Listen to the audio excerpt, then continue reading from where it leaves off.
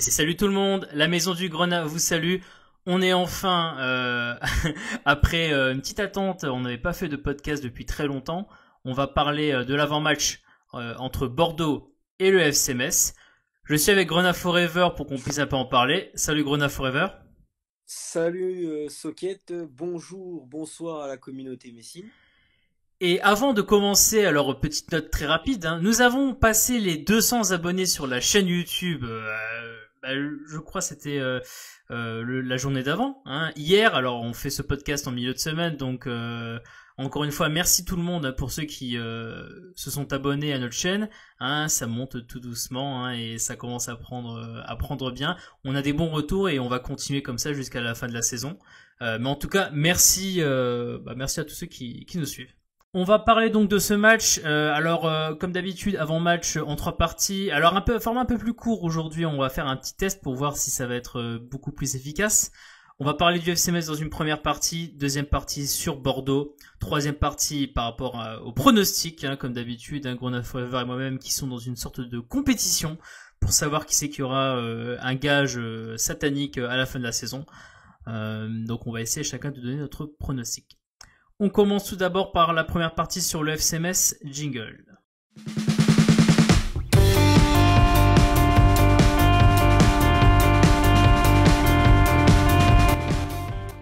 Le FC Metz donc qui se déplace à Bordeaux après sa défaite. Alors certains vont qualifier la défaite de bonne défaite dans le sens où on aurait bien joué. Encore une fois, tout le monde n'est pas d'accord avec cette analyse, mais on a plutôt essayé de se sortir du piège parisien. Malheureusement, défaite 2-0. Entre-temps, il y a eu aussi la trêve internationale avec certains joueurs qui sont partis en sélection. Et donc le FC Metz qui arrive pour reprendre le championnat avec un déplacement très très très très très compliqué à Bordeaux. Déplacement à l'extérieur donc pour les hommes de Vincent Aignan. Déplacement de tous les dangers, Grenat Forever pour le FC Metz. Ah bah clairement, c'est en plus c'est on va l'expliquer, c'est un peu notre bête noire. Metz n'a plus gagné depuis une trentaine d'années là-bas, donc 1980 exactement, j'ai alors la formation depuis le 1er mars 1980, on avait gagné 3-1 je crois contre Bordeaux, donc ça fait 28 les 28 derniers déplacements. donc voilà, quasiment 30 ans. Donc pour un match de reprise, on va dire que c'est pas vraiment l'idéal. Mais bon, Bordeaux, je pense qu'on va en parler après. Bien Ils n'ont sûr. pas fait un début de saison flamboyant. Il y Quoique, a beaucoup de quoique, faiblesses. quoique, Il on y a, en parlera mais. quoique, mais il y a beaucoup de faiblesses et de manques dans leur effectif où Metz peut peut-être s'appuyer dessus pour pouvoir faire quelque chose. Et Ouais. je m'attends à une réaction. Après deux défaites, je m'attends à une réaction des joueurs et de Vincent Aignan. D'accord. Et par rapport au 11, alors si on revoit le 11 aligné contre le Paris Saint-Germain avec Oukidja derrière, il y a 111, Sunzu, John Boy, Thomas Delaine au milieu de terrain, il y avait Maïga, Fofana, Coad et les trois devant c'était Boulaya, Diallo, Opengate. Est-ce que tu vois un changement particulier dans ce 11 ou est-ce que tu penses qu'on va peut-être sensiblement se diriger vers un 11 similaire? Je pense qu'on va sensiblement se diriger vers un 11 similaire, mais il y aura un petit changement, je pense, au milieu de terrain. Il ne remettra pas un milieu de terrain ultra défensif comme il a fait contre le Paris Saint-Germain. Si je dois faire un changement, c'est je pense que Maïga va reprendre logiquement sa place de numéro 6 au D'accord. profit de Fofana, avec Coat toujours là, et on aura Victorien Angban qui remplacerait du coup numériquement Fofana par rapport au match contre PSG et qui reprendrait sa place de numéro 8. Et après, défensivement, les 4 de derrière, pour moi, ça ne bougera pas. Maintenant que le mercato est terminé. Et le trio de devant, pour l'instant, ben, pour moi, ça ne bouge pas. Et Habib, toujours préféré à Nian devant parce qu'il est dans une forme étincelante. Ouais, dans une forme intéressante. Après, la question, est-ce que Adama Traoré, donc hein, le deuxième, hein, enfin celui qui vient d'arriver, hein, il y a eu beaucoup d'histoires notamment sur France Football, hein, pour ceux qui peuvent aller se renseigner. France Football qui a un peu confondu les deux Adama Traoré, mais Adama Traoré qui vient d'arriver en prêt, possibilité selon toi qu'il puisse un peu titiller dans un poste milieu de terrain où tu dis non, il va être sur le banc, voire même pas être pris du tout. Bah, aucune chance pour moi qu'il soit titulaire. Déjà, j'ai du mal. à imaginer qu'il soit dans les 18, ou D'accord. alors à la place de qui, je ne le sais pas. Gag pas. Pour moi, c'est trop tôt. Je pense pas tout de suite, en fait. Pas tout de Je suite. peux me Ok. tromper, mais je suis curieux de voir les 18, en fait, et si Traoré est dans le groupe, en fait, à la place de qui? Qui va être le fusible qui va sauter avec l'arrivée d'Adama Traoré, s'il doit être dans le groupe? Ouais. Théoriquement, Gagpa sauterait, mais c'est compliqué, je suis d'accord avec toi. Ça, j'en vois. Alors là, ça serait incompréhensible à mes yeux, mais bon. Pas seulement à tes yeux seuls, hein, à beaucoup de gens qui souhaitent que Gagpa soit aligné dans le milieu de terrain du FC Metz. On va pouvoir passer maintenant, si on a fait un peu le tour, je sais pas si t'as d'autres remarques à faire. Non? Non, je pense que là, c'est bon, hein. On a fait le tour par rapport au FC Metz.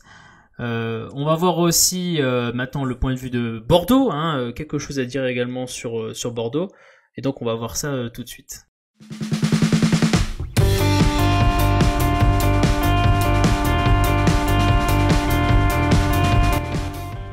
Deuxième partie donc sur Bordeaux. Bordeaux, la bête noire par excellence du FC Metz, hein, comme on l'a dit précédemment, avec pas une victoire en déplacement à Bordeaux depuis 1980.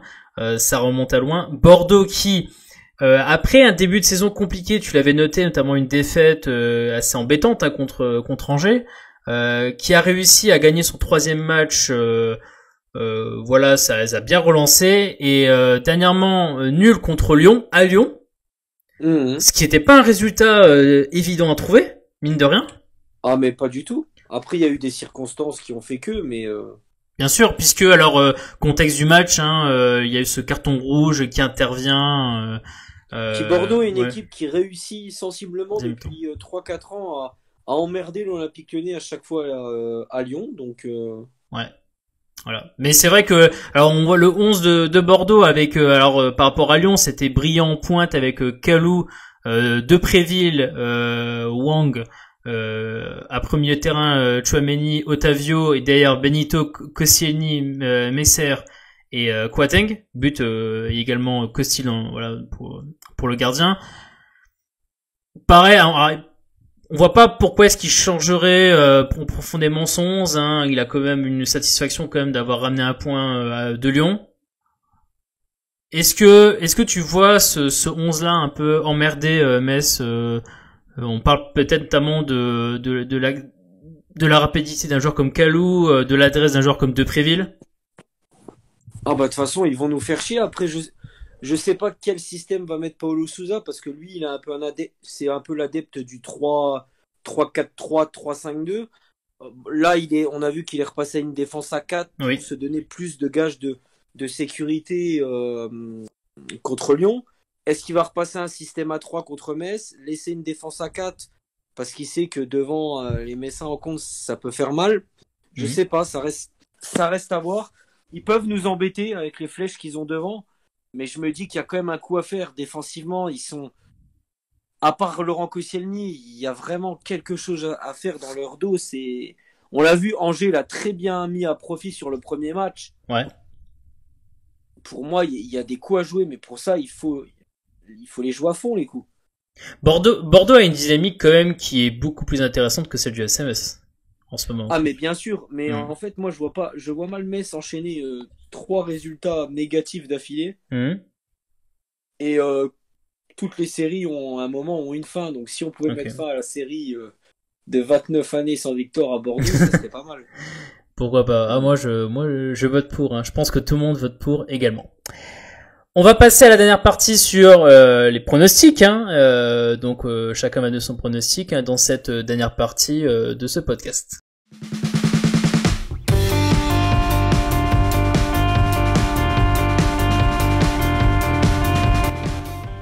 Troisième partie donc sur les pronostics. Grenade Forever et moi-même nous allons donner un pronostic du match, pas seulement l'issue mais le score également.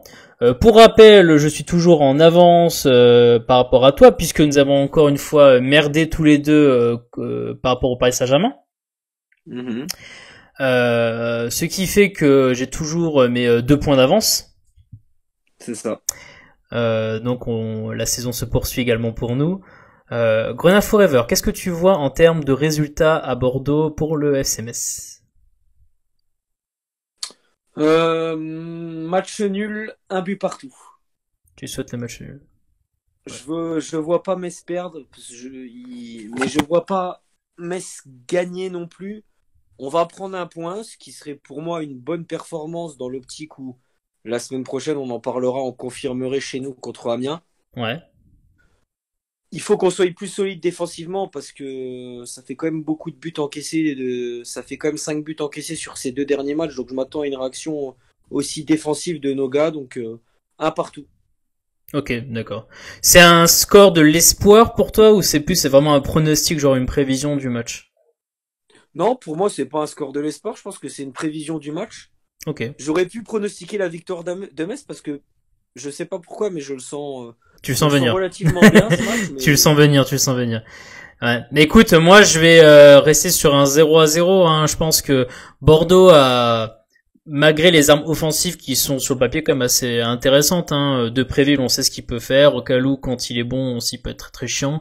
Brillant, c'est d'expérience Ligue 1, donc c'est emmerdant aussi quand tu joues contre lui. Malgré cela, je dirais que nos difficultés offensives combinées aussi aux difficultés que peuvent avoir offensivement les Bordelais, je me dis que on peut espérer avoir un 0-0, repartir de Bordeaux avec un point et enfin stopper cette dynamique de 2 défaites qui c'est un peu embêtant quoi. Même si t'as fait un bon mois d'août, t'as envie quand même de commencer le mois de septembre avec un bon point pris à l'extérieur à Bordeaux quoi. c'est Voilà. clair. Ok, bah écoute, on a fait le tour de cet avant-match. Hein. On remercie évidemment tout le monde. Voilà, pour ceux qui nous écoutent, ceux qui nous soutiennent, hein. N'oubliez pas le petit like sur la vidéo, le commentaire, hein. Mettez ce que vous voulez, hein. On s'en fout. On prend tous les commentaires, c'est pour le référencement. Hein. Abonnez-vous si ce n'est pas déjà fait également, hein. Ça nous soutient. Vous voyez que ça monte, hein. On a dépassé les 200 abonnés. C'est super d'avoir votre soutien. Et nous, on vous dit à la prochaine. Prochaine fois, alors le live, comme d'habitude, qui va intervenir à la fin de cette 5e journée de championnat. Merci Grenade Forever. Bah, merci Socket, merci à tous de nous écouter toujours de plus en plus nombreux. Voilà. Et on vous dit à la prochaine.